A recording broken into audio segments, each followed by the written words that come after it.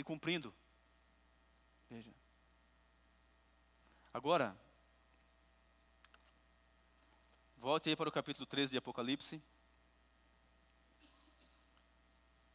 E vejamos aqui o versículo 13. Como é que a segunda besta iria trabalhar para levar a humanidade a adorar a primeira besta? Então vamos aqui, versículo 13. E fez o quê? Grandes sinais, de maneira que até fogo fazia descer do céu à terra à vista dos homens. Verso 14. Por causa dos sinais que lhe foi permitido fazer na presença da besta, enganava os que habitavam na terra e dizia-lhes que fizessem uma imagem à besta, que recebera a ferida da espada e vivia. Então paremos um pouquinho aqui. Essa segunda besta, baseada em dois poderes, liberdade civil e liberdade religiosa, a Bíblia fala que quando fala como um dragão, como um império dominado por Satanás. Então, de duas maneiras, a segunda besta trabalha para dar fôlego, para dar poder para a primeira besta.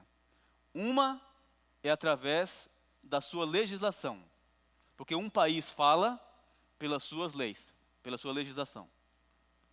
Então essa é uma maneira da segunda besta trabalhar. Outra é através dos sinais, que nós vamos comentar já já. Então primeiro, através das suas leis. Então você percebe que a Constituição americana está baseada na liberdade. Mas quando querem alcançar seus objetivos, passam por cima da própria Constituição. Por isso que fala como dragão. Você se lembra do Iraque?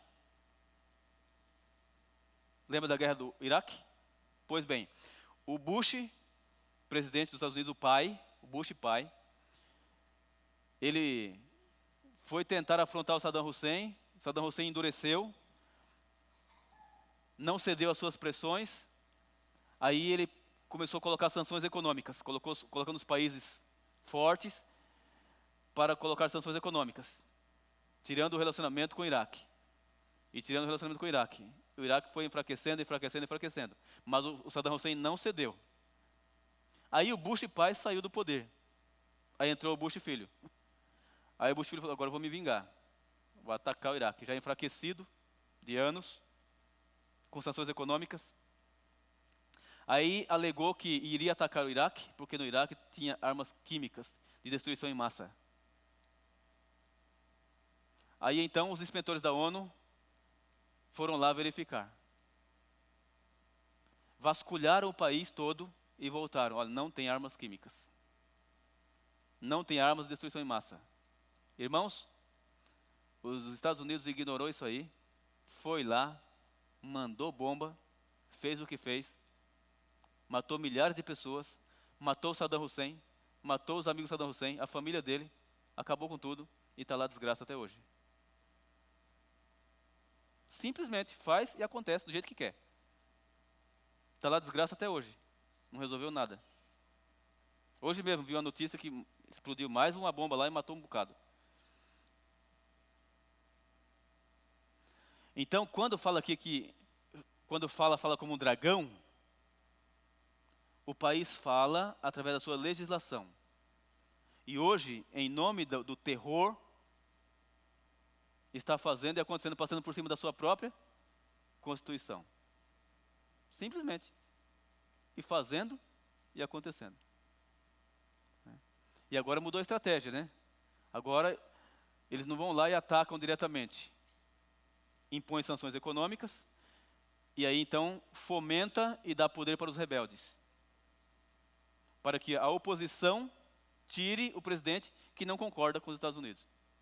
Aí tirou do Iêmen, tirou do Egito, tirou da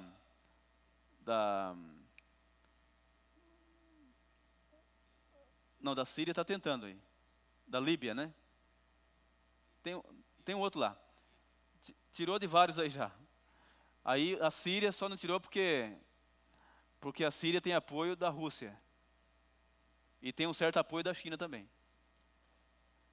Mas está tentando tirar. E agora a coisa está com a Rússia, né? Por causa da Ucrânia. Então está uma peleja ali, já está morrendo gente, e já colocaram sanções econômicas, então está uma peleja. Então agora mudou a estratégia, não está atacando diretamente, está fomentando os rebeldes, dando poder para os rebeldes, monitora o espaço aéreo para que o líder do país não ataque por cima, e assim os rebeldes vão trabalhando e tirando do poder aquele líder que não concorda com os Estados Unidos. Enfim, quando fala como? Dragão. Agora, não só isso, um país protestante, mas que deixou o caminho da verdade. Um país protestante que deixou a Bíblia de lado. Um país protestante que se enveredou por doutrinas humanas. Ou seja, o protestantismo que começou bonito, se apostatou, deixou a verdade.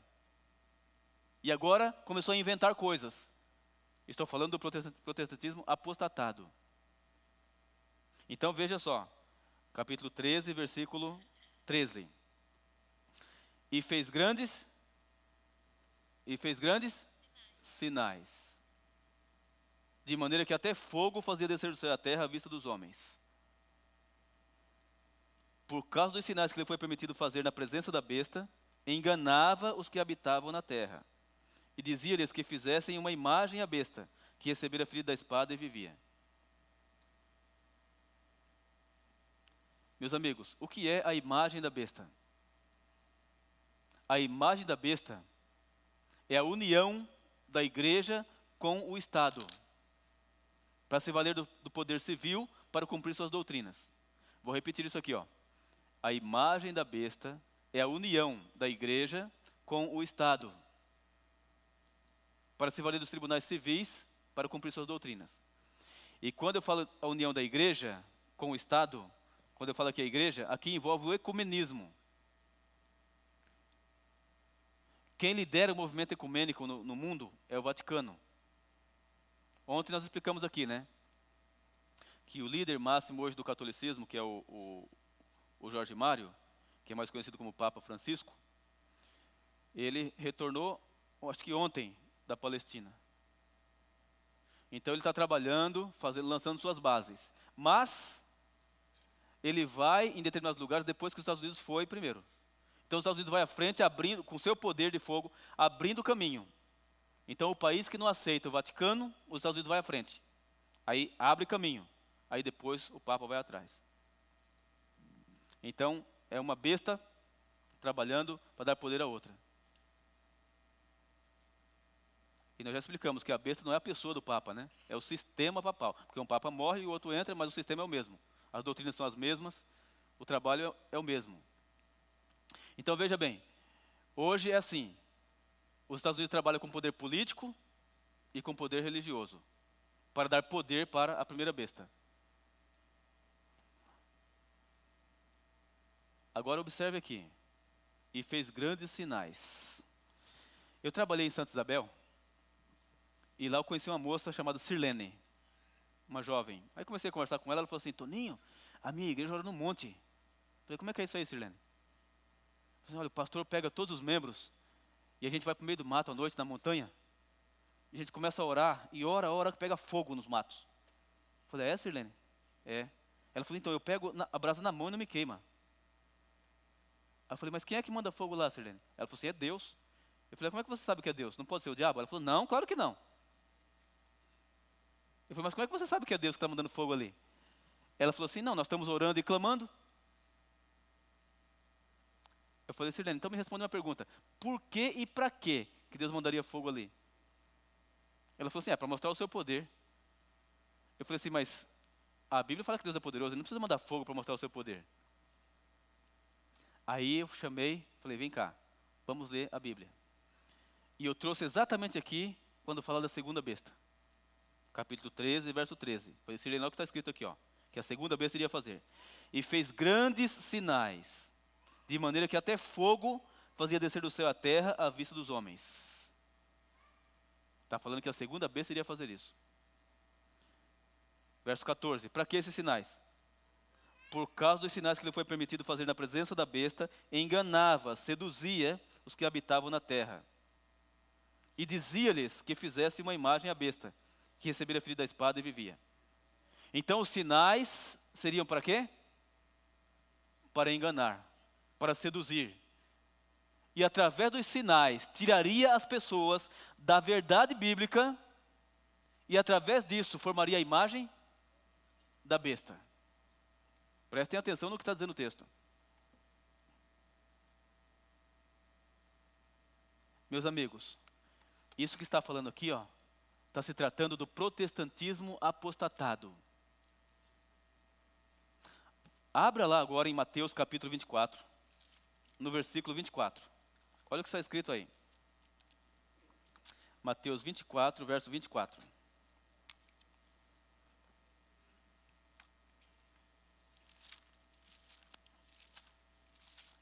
Olha o que diz aqui em Mateus 24, verso 24.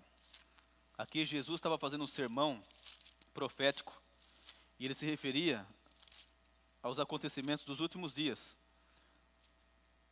dos últimos tempos que antecederiam a sua volta. E no capítulo 24, verso 24, ele diz assim, porque surgirão falsos cristos e falsos profetas, e farão tão grandes sinais e prodígios, que se possível forem, enganariam até os escolhidos. Olha o que está dizendo aí.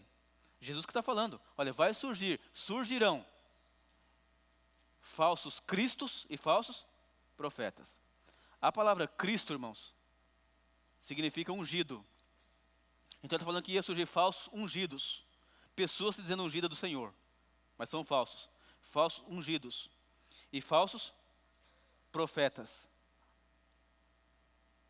Ele está falando aqui de falso. Falso não é declarado. Falso é falso. Falso é aquele que se parece com o verdadeiro. Falso é aquele que engana. O declarado não engana. Por exemplo, o Henrique Cristo, aquele que aparece de vez em quando nos programas de televisão aí. Aquele lá não é falso. Aquele lá é declarado, todo mundo sabe que ele não é Cristo. Mas quando Jesus fala de falso, é o que engana. E ele está dizendo aqui, vai surgir falsos cristos e falsos profetas, e vão fazer grandes sinais, não são pequenos não. E prodígios, que se possível forem, enganariam até os escolhidos. Então o negócio não é simples não. Então isso que ele está mencionando aqui, tem que ver exatamente com a segunda besta. Que é o protestantismo apostatado. Que deixou a verdade de Deus e se enveredou por caminhos tortuosos, inventando coisas em nome de Deus. E agora você começa a pensar nas ramificações das igrejas evangélicas. Que na sua grande maioria tem as raízes aonde? Nos Estados Unidos da América do Norte. Que é o país protestante. E agora você imagine as igrejas fora do trilho. Que começaram a inventar coisas. Aí você vai entender melhor isso aqui. Primeiro, pegando aqui um exemplo. Hoje tem uma onda de igrejas pregando a doutrina da prosperidade, a teologia da prosperidade, pregando vida regalada na terra, não se preocupando com o céu, com a volta de Cristo, não, mas prometendo o mundo e o fundo para os fiéis, mas vida regalada na terra. Venha que você vai ser curado, prometendo cura. Veja, isso é antibíblico. Deus não falou para a gente chamar ninguém prometendo cura. Porque Deus cura e cura mesmo, mas quando Ele quer, não quando nós queremos. Venha que você vai arrumar um marido. Venha que você vai arrumar uma esposa. Não é assim? Fica prometendo vida regalada na terra. Mas é interessante que o anseio supremo do coração das pessoas não convertidas é o material. É ou não é? Ele quer vida regalada na terra. Ele quer dinheiro, ele quer casa, ele quer poder. E aí então, ele assiste televisão, testemunhos tremendo. Olha, eu era um pé rapado, e agora eu tenho casa na praia. Eu tenho isso, eu tenho aquilo, eu tenho tantos carros. É coisa impressionante.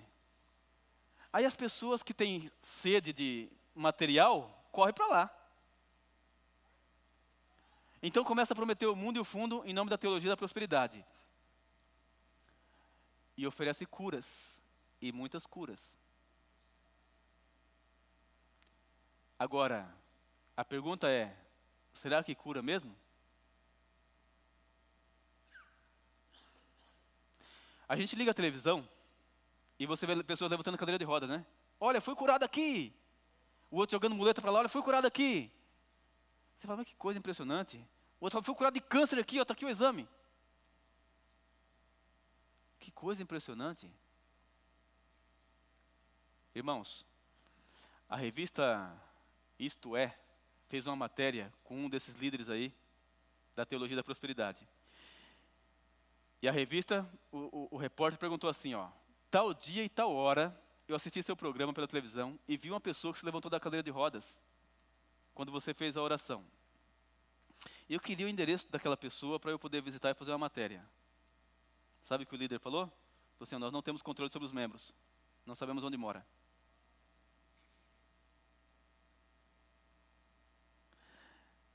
Meus amigos, aqui no Jardim Horizonte Azul, em Boimirim, lá na frente, Horizonte Azul, eu fui pastor naquela região. Eu batizei uma mulher que era contratada de uma igreja dessas aí, para dar testemunho falso. Isso é chamado de charlatanismo. Pessoas contratadas para fingir-se de doentes e se levantar na hora da oração. Eu estou falando de um caso, mas sei de vários. Contratados. Quer ver? Deixa eu fazer uma pergunta aqui, ó, para todo mundo que está aqui, ó. Tem alguém aqui que conhece alguém que era paralítico, que você conhece que era paralítico? Particularmente você conhece a pessoa, paralítica, de nascença lá. E foi alguma igreja sair e voltou correndo jogando bola? Você não conhece um. Você conhece algum cego que era cego e foi alguma igreja sair e voltou enxergando? Você não conhece um. Mas você liga a televisão, está lá. Então aí, irmãos, acontecem duas coisas. Duas coisas. Uma delas é charlatanismo. Sim, pessoas contratadas. Outra é que, no momento, realmente, a impressão que se tem é que a pessoa foi curada mesmo. Mas sai dali e morre do mesmo problema. E eu não estou inventando nada, não.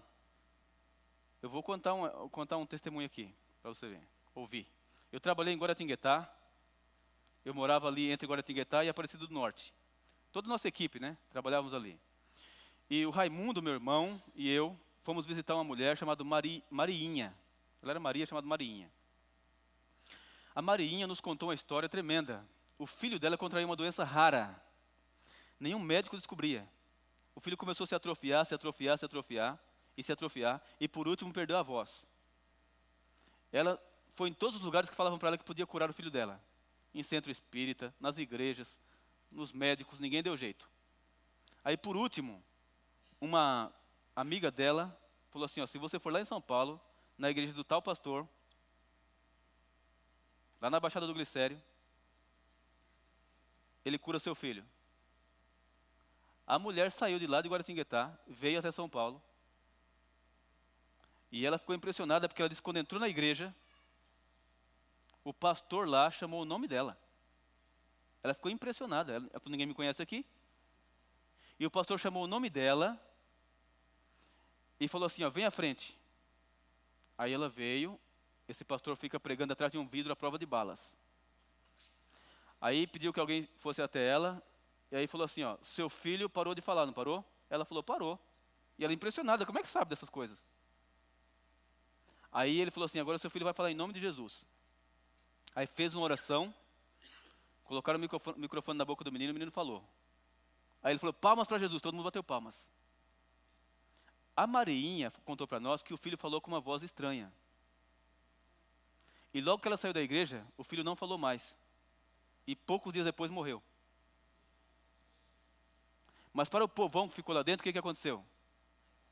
Ah, aconteceu um milagre. Agora, vem agora a história mais cabeluda ainda. Esse pastor contrata pai de santo para ficar dentro da igreja invocando os demônios enquanto ele prega. Essa é cabeluda, não é? Pois é. Olha o protestantismo onde chega. Quando deixa a Bíblia de lado e vai buscar seus próprios interesses. E eu estou falando isso porque eu tenho aqui comigo a carta do filho do bruxo que era contratado. Eu não posso ler aqui que está sendo passado pela internet, e depois vão me prender por aí. Mas está aqui dentro dessa sacola aqui, ó. Então, irmãos, veja só. Então, para você ter uma ideia da dimensão, quando a Bíblia fala do protestantismo apostatado, o que que é? Deixou a Bíblia de lado. Aí então agora o pastor manipula o povo, porque ele prega e se exalta. Então ele é o Deus do povo. Ou seja, o povo fica tão vidrado que o povo quer até o suor do pastor. O povo quer até o cuspe dele. Você pensa que eu estou falando coisa demais aqui? Não, eu tava ouvindo a rádio e então o pastor estava contando um testemunho que ele pregava tomando café com leite. Não era água, café com leite. Aí um dia uma mulher veio contar testemunho que foi curada. E o testemunho era assim, que ela foi curada porque ela foi lá escondido depois do culto e pegou o resto que o pastor deixou e tomou. Aí o pastor contando testemunho e ele mesmo falando assim, ó, mas eu cuspi lá dentro. Aí a irmã falou assim, não tem problema. Desse jeito. Aí ele começou a falar que até o carro dele estava curando. Porque disse que uma pessoa encostou no carro dele e foi curada. Irmãos, isso que eu estou falando para vocês aqui, o negócio é sério. A gente está risado, mas é sério. Olha aqui, ó. Eu mostrei aqui um dia desses, né? Tá vendo aqui? Ó, quando eu estou falando do protestantismo apostatado, é exatamente essas coisas. Deixou a Bíblia de lado e começou a inventar coisas para alcançar seus objetivos. O pastor pregava com a toalha para enxugar o suor. Aí um dia, ele jogou a toalha e uma irmã da igreja pegou. Depois ela veio contar testemunho que foi curada por causa da toalha. Ou seja, o suor do pastor estava curando. Aí ele teve uma ideia, a toalha, e mandou confeccionar milhares de toalhas. E começou a vender cada uma por R$350. Essa aqui, ó, que está na minha mão aqui, ó, furreca, R$350. Então, agora em nome de Jesus Cristo, em nome da fé, explora os fiéis. Por quê? Porque oferece o que eles querem, que é vida regalada na terra. Aí fala, mas só que para você ter a vida regalada tem um preço. Aí começa a fazer macumba em nome de Jesus. Isso é macumba. Por quê? Se eu falo para você que essa toalha aqui está ungida e vai te dar prosperidade, a sua fé vai estar onde? Logicamente vai estar na toalha. Então que diferença tem entre a toalha e um despacho na esquina? Nenhum. Um crê no despacho, outro crê na toalha. Então veja por onde que muitas igrejas evangélicas, não todas, estão se enveredando. Espiritismo puro, fazendo bruxaria. Ó, aqui tem a meia, ó. Aqui a meia. A meia. O pastor disse que subiu no monte para orar. Aí torceu o pé. Aí disse que orou a Deus, Deus curou o pé. Aí ele teve uma ideia. A meia. É impressionante. Aí, o que ele fez? Ele veio na igreja, primeiro ele mandou fazer milhares de pares de meia. Aí veio na igreja e contou o testemunho, que Deus curou o pé dele. Aí ele fez uma pregação sobre a pesca de 153 peixes, que a Bíblia fala, que não tem nada a ver com meia. Mas aí começou a vender cada par de meia por R$153. Aí ele colocou um texto aqui na meia. Ó, todo lugar que pisar a planta do vosso pé, vou-lo tenho dado, assim como prometia Moisés. Aí então ele fala assim, você quer prosperar na vida? Você quer deixar de ser empregado e ser patrão? Você quer que onde a planta do seu pé pisar ser seu? Aqui está a meia. R$153. Então, irmãos, veja por onde é que está caminhando alguns segmentos religiosos. Isso que é o protestantismo apostatado, deixou a Bíblia de lado e se enveredou por outros caminhos que Deus não ordenou. E aqui tem um monte de coisa. Ó a botija. Aqui está a botija. Tem uma tampa onde põe óleo aqui dentro. Então é a botija. Vem o olhinho aqui dentro. Sabe quanto isso aqui? R$350. Então, irmãos, é desse jeito que funciona a coisa. Oferece vida regalada, você vai lá e tira o seu couro. Tira o couro. Ó, esse aqui já até virou pó aqui, mas é um pãozinho francês que estava aqui dentro, ó, que está só o pó. Mas olha só o que está escrito aqui, ó. Ó, colocaram um texto bíblico, né? Pão da vida. Disse Jesus, eu sou o pão da vida. Agora, como usá-lo? Primeiro, coloque este pão debaixo do seu travesseiro, para que todo o mal de sua vida seja atraído por ele. Faça a oração do Pai Nosso todos os dias, com ele nas mãos. Este pão não pode ficar em sua casa. Após o dia 17, traga neste endereço. Aí está aqui o endereço. Para quê? Para tirar o seu couro. Você tem que ir lá na igreja levar o pão. Aí lá ele tira o seu couro. Está vendo? Coisas horríveis, fazendo em nome da fé. Deixa eu mostrar uma outra coisa aqui para você. Olha aqui. Oração da fé para vencer a inveja. Olha, se alguém tem inveja de mim, azar é dele, não é meu. Mas você passa aí na rua, está no poste assim, ó. Amarração do amor, faz e desfaz trabalho, traz a pessoa amada de volta, inveja, olho gordo, joga-se buzo e tarô. Está nos postos aí. Você anda por aí, você vê isso direto, não é? Pois é. Mas veja que igrejas evangélicas estão fazendo a mesma coisa. Aqui, ó, oração da fé para vencer a inveja. Olha a oração. Ó Pai, livrai-me de toda inveja que causa prejuízos, perdas e bloqueios na minha vida financeira, impedindo que a minha vida profissional e empresarial prossiga. Em nome do Senhor Jesus, eu repreendo e expulso da minha vida e do meu ambiente de trabalho toda a influência da inveja, e ao levar nesta segunda-feira esta oração, que seja confirmada a minha vitória sobre a inveja. Tem que ir lá levar. Aí ele tira o seu couro. Quer ver? Olha o que tem aqui atrás, que daí você não consegue ver, ó, mas está aqui. Ó. Coloque aqui a chave do seu negócio, caso o automóvel. E aqui tem o bolsinho, ó. Tá vendo? Para você colocar. Aí já era. Já era. Tem um cartório ali no jeito que já passa por nome da igreja, você já era. Irmãos, eu estou falando isso aqui, é um negócio assim que a gente até dá risada, mas está assim de gente, ó. Assim de gente. Assim de gente. Gente por quem Cristo morreu. Está assim, ó. Nisto consiste, agora eu estou falando das doutrinas falsas de modo geral, não só isso aqui. Nisto consiste o protestantismo apostatado, que deixou a Bíblia de lado. Hoje, irmãos, o líder é reverenciado, o pastor é seguido. As pessoas são levadas a seguir o pastor, e não a Cristo e nem a palavra. A palavra é só um paliativo para atrair o povo. Mas o pastor fala o que ele quer em cima do texto bíblico. Ele tira o texto fora do contexto, e fala o que ele quer e faz o que ele quer. Então, por que a Bíblia Sagrada vem falando aqui em Apocalipse 13? Volta lá para Apocalipse 13.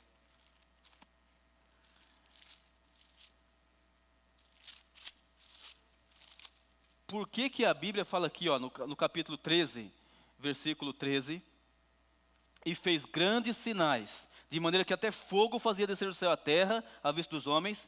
E verso 14, por causa dos sinais que lhe foi permitido fazer na presença da besta, enganava os que habitavam na terra, enganava, e dizia-lhes que fizessem uma imagem à besta, que recebera ferida da espada e vivia. Ou seja, quando, irmãos, o povo é tirado da Bíblia Sagrada, o pastor fala, vai para lá, ele vai, vem para cá, ele vai, ajoelha, ele ajoelha. Dá a sua casa, ele dá o seu carro, ele dá. Porque o povo ficou reverente e seguidor de quem? Do pastor. Então é através desse sistema que a imagem da besta será formada. O povo vai concordar com os reclamos do Vaticano, porque não tem conhecimento da palavra. Porque estão seguindo um ser humano, e não a Jesus Cristo. Então a imagem da besta vai ser formada exatamente. O que é a imagem da besta mesmo? Vamos aqui para a tela. A imagem da besta é a união da igreja com o Estado. Só que a imagem da besta envolve também o ecumenismo. A união da igreja com o Estado. A igreja ali, mas as igrejas unidas. Unidas em pontos doutrinários. E agora você vai entender melhor. Essa parte eu ia passar amanhã, mas eu vou passar agora para adiantar a parte de amanhã. Abre aí agora em Apocalipse 16. Apocalipse 16. Olha só o que está escrito aqui.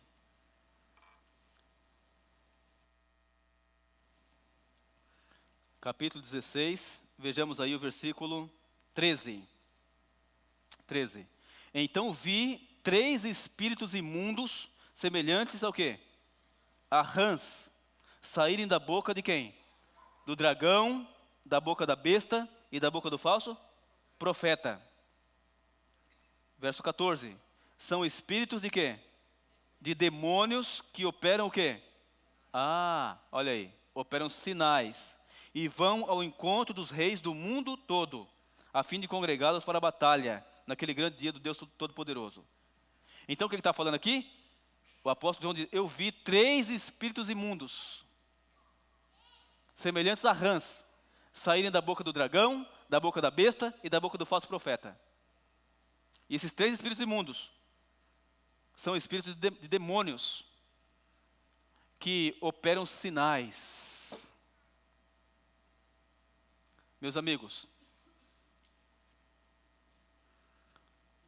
você já viu a rã se alimentar? A rã é um anfíbio, né? Sangue frio. Já viu ela se alimentar? Pois é. A rã, ela parece hipnotizar o bichinho, né? Ela fica quietinha assim, ó. Bem quietinha. O bichinho fica zzz, a língua da rã é enrolada. E o bichinho vai lá, zzz, ela...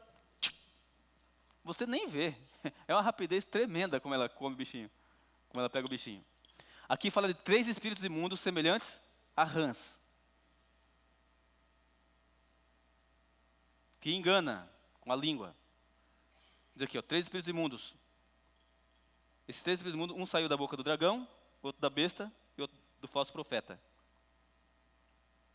Eles são espíritos de demônios. E operam sinais, e vão ao encontro dos reis do mundo todo, a fim de congregá-los para a batalha, naquele grande dia do Deus Todo-Poderoso. Bom, vamos aqui então para a tela. Veja aqui, 3 espíritos imundos, né? Um saiu da boca do dragão, outro da boca da besta, e outro da boca do falso profeta. O dragão na Bíblia representa quem? O diabo. Então veja aqui. O dragão representa o diabo. Veja aqui. Qual é a religião do dragão, biblicamente falando? É o espiritismo. Foi o diabo que no jardim do Éden falou que o homem não iria morrer, seria imortal. Deus falou, se comer, morre. O diabo falou assim através da serpente para Eva, se comer você não vai morrer, você vai ser igual a Deus. Ou seja, quem pregou que o homem, comendo a fruto proibido, iria ser imortal, foi o diabo. Vida após a morte. Olha só. Então, o dragão, biblicamente, é o diabo. A sua religião, o espiritismo. Agora, a doutrina principal do dragão, é a imortalidade da alma. Que existe vida após a morte. Que a pessoa não morre, que ele passa dessa vida para outra vida, ele se desencarna. Essa é a doutrina do diabo. Agora veja, a besta representa o sistema papal. Agora, qual é a religião do sistema papal? O catolicismo. Agora, qual é a doutrina principal do catolicismo? O domingo como dia de guarda. Agora, o falso profeta representa o quê? O protestantismo apostatado. Que tem que ver com o quê? Com o mundo evangélico. Agora, qual é a doutrina principal do mundo evangélico? Especialmente do pentecostalismo. A língua estranha. 3 espíritos imundos. Dragão, besta e falso profeta. Agora veja, como é que estão unidos? Como é que funciona o ecumenismo? Olha aqui. A doutrina principal do dragão, a imortalidade da alma. Eu pergunto, é aceito pelo sistema papal? Sim ou não? De bom grado. O que o sistema papal prega sobre a morte? Que a pessoa, se for boa, caridosa, morre e vai para o céu. Se for ruim, vai para o inferno de fogo. E se tiver poucos pecados, vai para onde? Para o purgatório. Então prega que existe vida após a morte. A imortalidade da alma, o mesmo que o dragão prega. Mesma doutrina do diabo. Então, os dois concordam nessa doutrina. E o falso profeta? O protestantismo apostatado? Crê na vida após a morte? Sim ou não? Sim. Hoje, se você perguntar aí para muitos líderes evangélicos, escuta, uma pessoa quando morre, se for cristão, fiel, vai para a glória. Ou para o seio de Abraão. Agora, se for ímpio, vai para o inferno de fogo. Então, crê na vida após a morte, na imortalidade da alma. Então, veja que o dragão, a besta e o falso profeta concordam com a doutrina principal do dragão, que é a imortalidade da alma. Veja só. Agora, a doutrina principal da besta, o domingo como dia de guarda. Eu pergunto, o espiritismo aceita? Nem liga para isso. De bom grado. Agora, o falso profeta aceita o domingo como dia de guarda? Hã? Não só aceita, como fala mal de quem guarda o sábado. Ou seja, o mundo evangélico apostatado diz que o domingo é o dia do Senhor. Agora, a doutrina principal do falso profeta, a língua estranha, eu pergunto, é aceito pelo dragão? Ou seja, no espiritismo, em alguns ramos do espiritismo, fala língua estranha ou não? As mesmas línguas que falam nas igrejas pentecostais. As mesmas. Lá em Taboão da Serra, nós estávamos realizando uma conferência e uma jovem ficou possessa de demônios. E nós tiramos a moça, né, para atender a parte. A moça, eu estou falando porque eu estava lá, atendendo a moça. A moça rastejava igual uma cobra assim no chão, ó, falando línguas estranhas. Isso eu vi e ouvi na minha frente assim. Ó. Então, a língua estranha... Você lembra de uma série que passou no Fantástico sobre êxtase? Não sei quantos viram isso aí. Passou exatamente a êxtase no espiritismo, no catolicismo e no protestantismo. Então isso que eu estou falando aqui não é novidade para ninguém. A êxtase. Então veja só, a língua estranha é aceita de bom grado pelo espiritismo. Agora eu pergunto, e o catolicismo aceita a língua estranha? O Vaticano lançou o movimento carismático. E o que é o movimento carismático?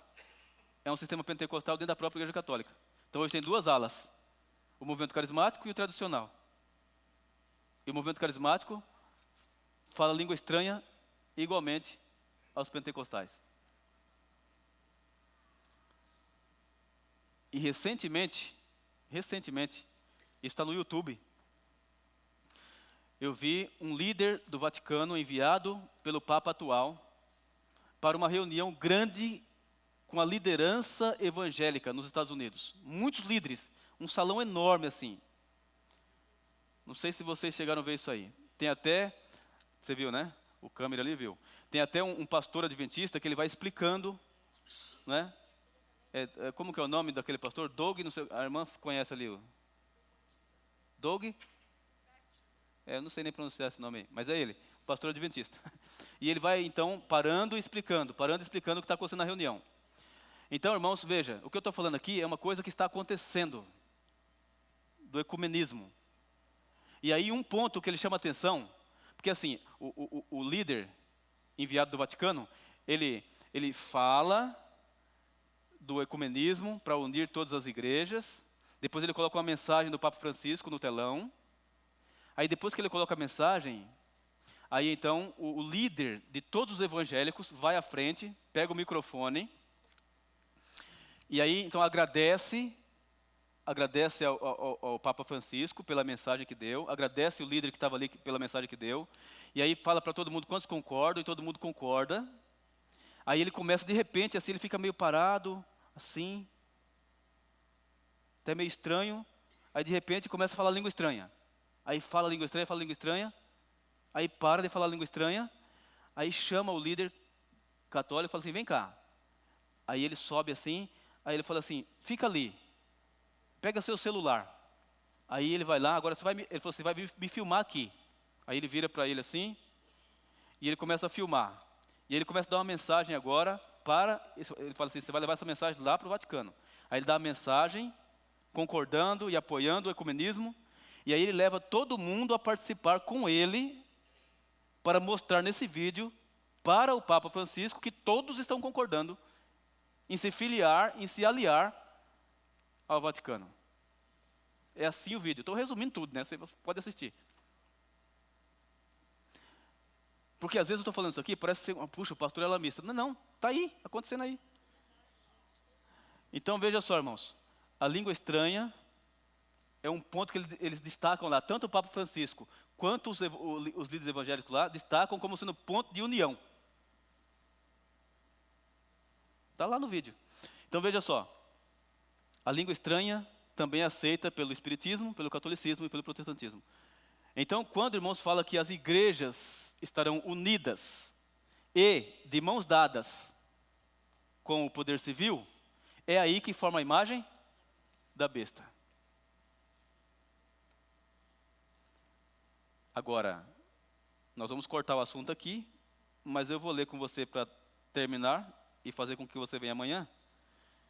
O capítulo 13, versículo 15. Olha o 15.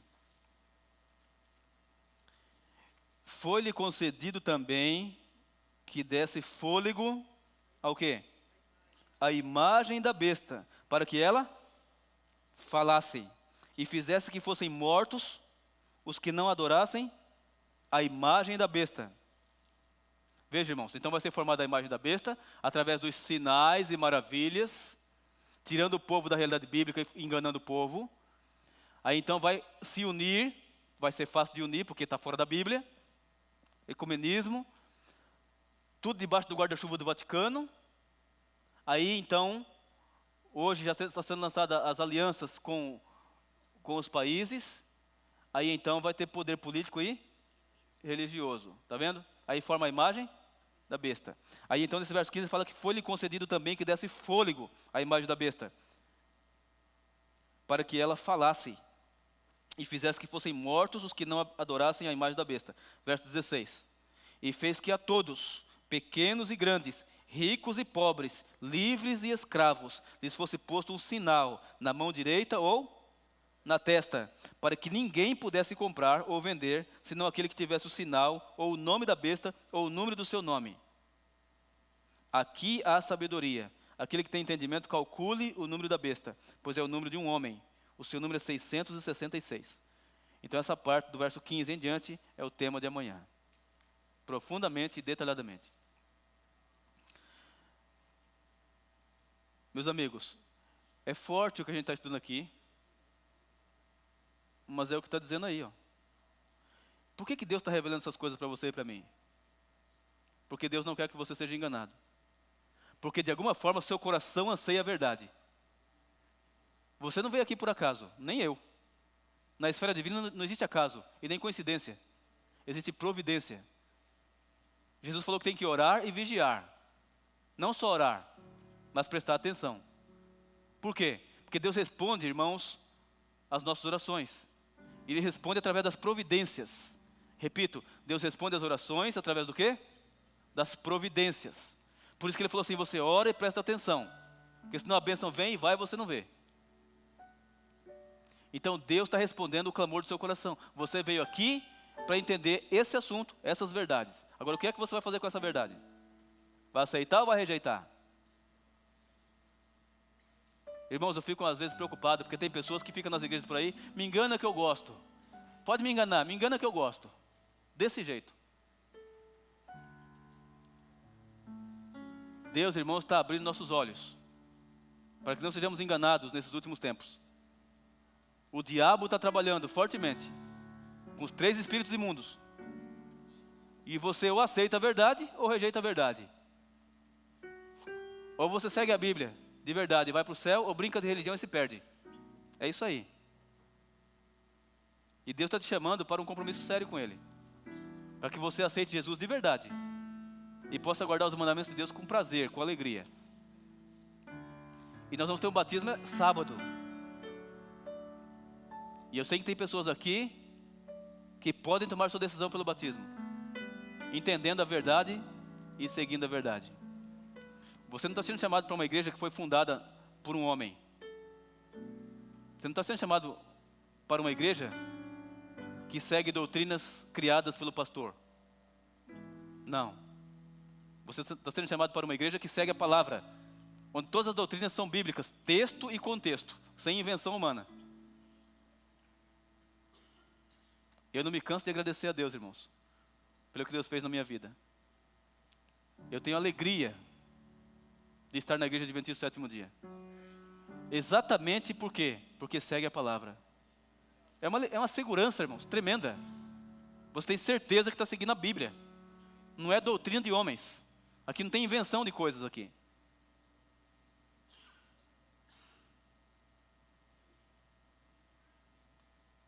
Eu gostaria de orar hoje, em especial por você que está aqui e não é membro da igreja adventista. Mas, pastor, eu estou entendendo. E Deus está tocando meu coração. E eu preciso que Deus continue me abençoando.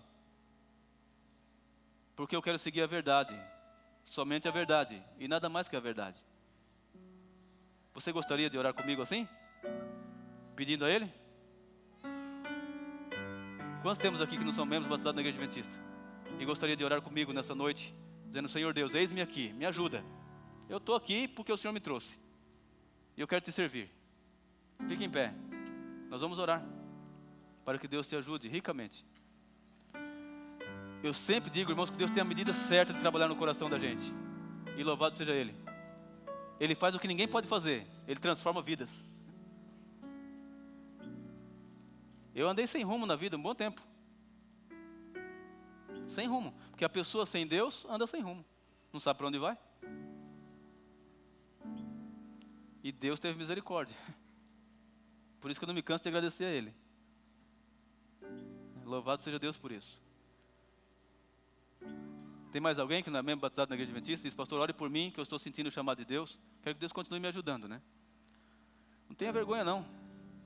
Você não está sendo chamado para dar dinheiro para a igreja, mas para entregar a vida a Deus. É isso aí.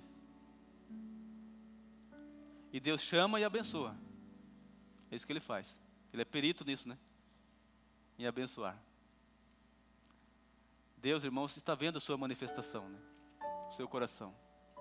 E nós vamos orar para que Deus te ajude. Agora eu quero fazer um apelo para você que já é batizado na igreja adventista. Diz: pastor, eu estou entendendo aqui melhor o assunto.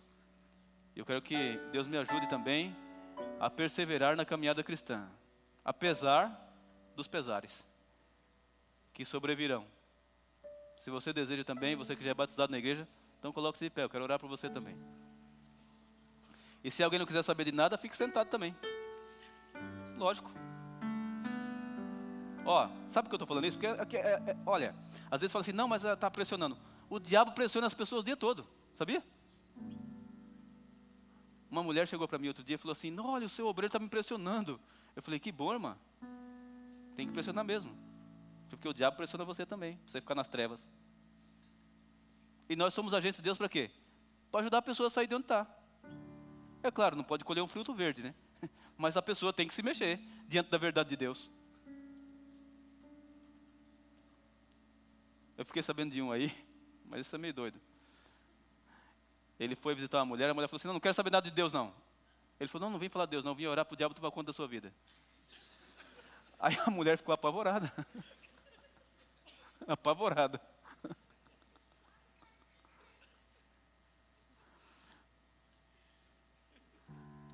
Deus chama o seu povo, irmãos. Nós vamos ter um hino especial. A cantora vai cantar. Enquanto ela canta, você medita e ora em seu coração.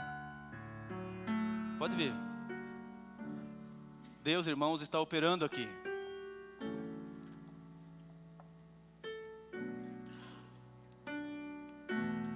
Ouça esse hino.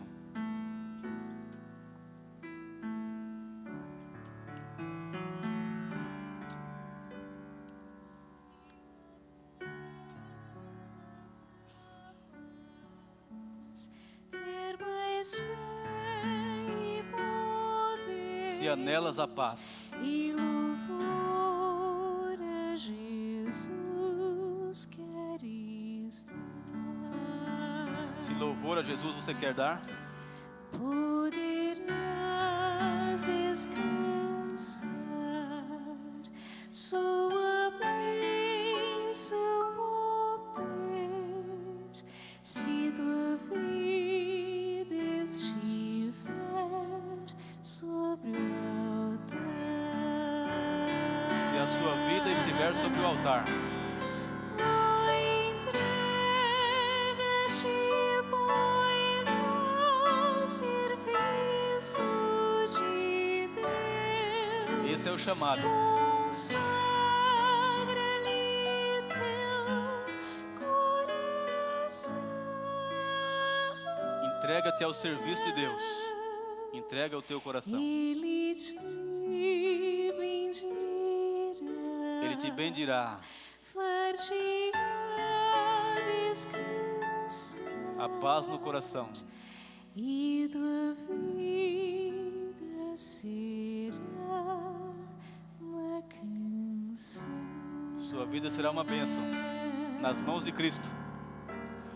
Se caminhas com Deus pelo brilho da cruz, has de ter o poder para vencer. É Ele quem dá o poder para vencer, né? Amém. Viverás, pois feliz, andarás sempre em luz, ofertando ao Senhor teu viver. Oh, entrega-te, pois, ao serviço de Deus. Consagra-lhe teu coração.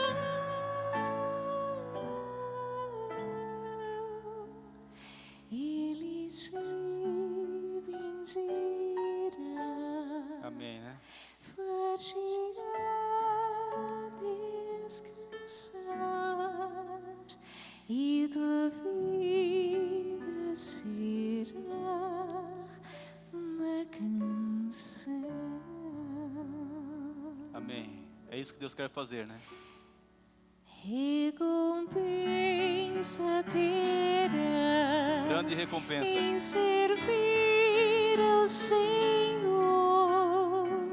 em falares do amor de Jesus.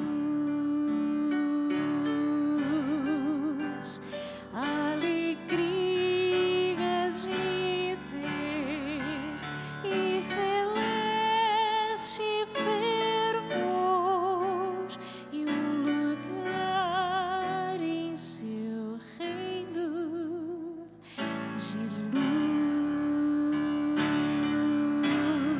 luz. Oh, entrega-te, pois, ao serviço de Deus. Consagra-lhe teu coração.